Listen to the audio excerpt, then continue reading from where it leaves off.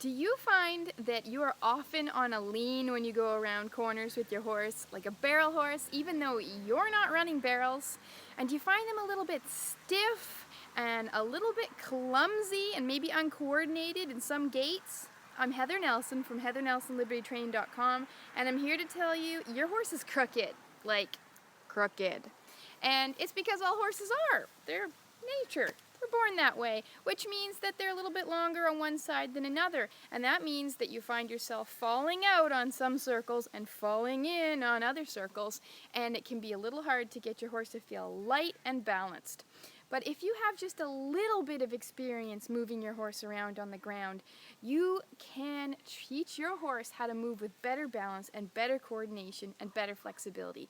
You can be your horse's yoga instructor, and you can do this work with in-hand movements on the ground. You don't have to be a superstar dressage rider to do this. You don't have to be in the Spanish riding school of Vienna. What I'm going to do is I'll let you in on a little session with my student Nicole and her mare Rhiannon. Rhiannon can be very crooked, and I'm going to let Nicole tell you about her horse and her challenges with Rhiannon, and then you guys can watch the session. Well, this is Rhiannon. She's a 13-year-old Andalusian Arab cross. I've had her since she was 2 years old, basically untouched. And she's pretty green even though she's 13. Her biggest issue is actually straightness and balance at the canter, something that I've never been able to ride her canter because it feels like riding a jackhammer because she's so on the forehand. She goes around like just completely leaning in and braced, and I've never been able to fix that. So Heather's been showing me how to do various in-hand and on the lunge lateral work in order to free up her different areas, and also kind of working towards getting her better balanced, getting her looser, getting her straighter, getting her sort of less blocked, especially in the front end, because she was really, really stiff and locked in the front end. Didn't want to kind of move that area around at all.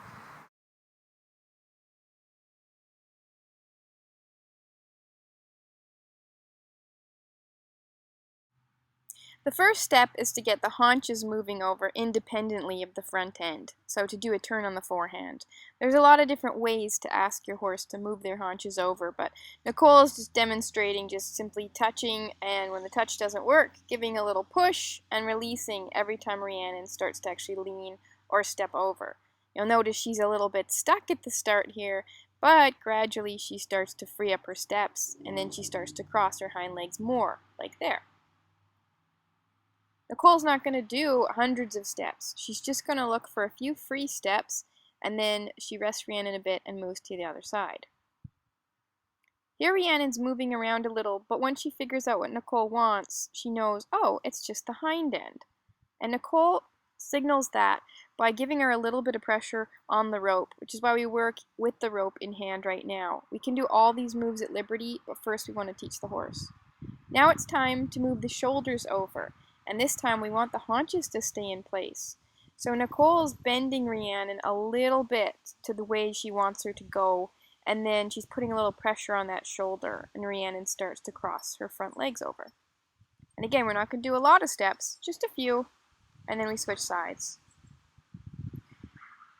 At first she's quite sticky, but that's because she's bent to the right, and Nicole needs to get her bent a little more to the left in order to free up her shoulders so she can start getting the big crosses.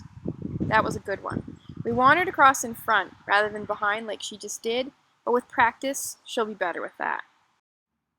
Nicole is going to ask Rhiannon to step forward and also to step out with her hindquarters at the same time. So she signals her forward and then signals her to step. This causes Rhiannon to have to really step under her barrel as she's walking, which causes her to stretch across her hip and also stretch on the outside of her body. So as she comes around here, you'll see how she really has to curve and wrap around Nicole, which creates a stretch all the way from her ear to her tail as she comes around that corner. Now Nicole's going to ask for a little bit of flair on this circle, meaning she's on the circle, she's asking Rhiannon to go forward, but now she wants the hindquarters to step out and the shoulders to step out occasionally. So it's kind of like Rhiannon's fishtailing around this turn a little bit, but she's also freeing up her shoulders and doing the lateral work. So she's kind of stand up a little bit more and lift her entire body out of the circle and get out of Nicole's way. Sometimes they get a little stuck, and when they get a little stuck, they got to go forward first and then back to a little bit of lateral. It's time to move all of Rhiannon over sideways at the same time while she's moving forward. So that's a leg yield. Nicole's going to ask her shoulders, her barrel, and her haunches to move to the right, but she creates a little bit of bend to the left first, and then tries to keep Rhiannon parallel to the fence line and move everything sideways.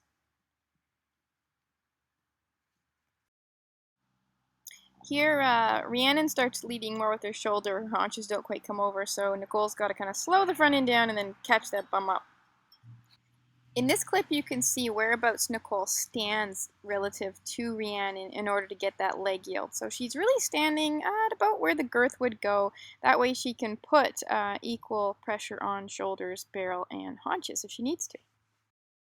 Shoulder in is a 3-track movement, meaning imagine Rhiannon's hooves were actually attached to little 3 train tracks as she's coming towards the camera. She actually has to be bent around Nicole, but travel down a line. If when you're asking for shoulder in with your horse, they get a little stuck or their angle gets too steep and it seems more like they're doing a leg yield, just circle like Nicole is doing here. She can circle. You notice Rhiannon wants to stretch down low. That's because she wants to stretch her back because she's been stepping under her body a little bit more and she's been a little more collected as she moves. Here she's stepping back into the shoulder in. Now, Nicole's pushing her a little too far to the line, so they kind of get stuck. And that's okay. They just circle on out of it again, and again you see Rhiannon wants to stretch down low and bring her back up. The benefits of all this lateral work and learning how to isolate parts of Rhiannon's body and adjust them comes together in this lunging exercise. Because now, if Rhiannon starts to fall in with the shoulder, Nicole can push that shoulder back out, or if her haunches are falling in, Nicole can push those haunches out. And as she asks Rhiannon to curve around her on these circles, you notice Rhiannon really wants to stretch down long and low and bring her back up. So she's really been doing gymnastic movements, which now cause her to travel straight on her circle, which means she's bent and she wants to use her body better, which is why she's bringing her back up. Nicole's not going to ask her to go really fast during this lunging. She just wants her to stretch and travel a little bit straighter and truer on a circle. Then they can start moving with a little more impulsion later. Nicole is deliberately moving Rhiannon around the ring here, so she's actually practicing a little bit of lateral work and influence on her body so she can sort of drive her from one spot to another in the ring, all while maintaining the same rhythm and about the same size circle. Every now and again she kind of lost the rhythm there, but Nicole just asked her to get moving forward again.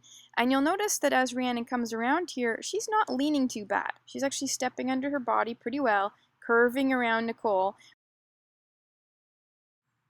These exercises really help those horses that hold their head up very high and brace through the lower neck and don't stretch and curve around the human who's actually working with them.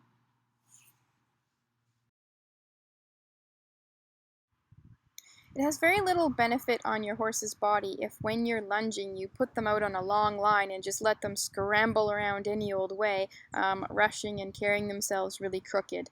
It's much better if you can influence their body so that you can help them carry themselves better. Then they build the balance for that and it becomes a habit as well, and then when you're riding, they'll carry it over. Whereas it's very hard to just teach this under saddle because then they've got to carry themselves and also your weight too.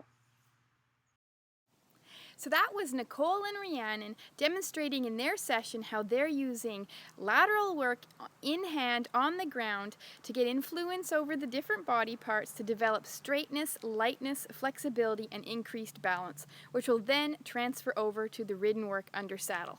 This can all be done at Liberty as well, and if you're interested in that, I will be releasing a video showing everything at Liberty at some point, so please subscribe to my YouTube channel so that you don't miss that video.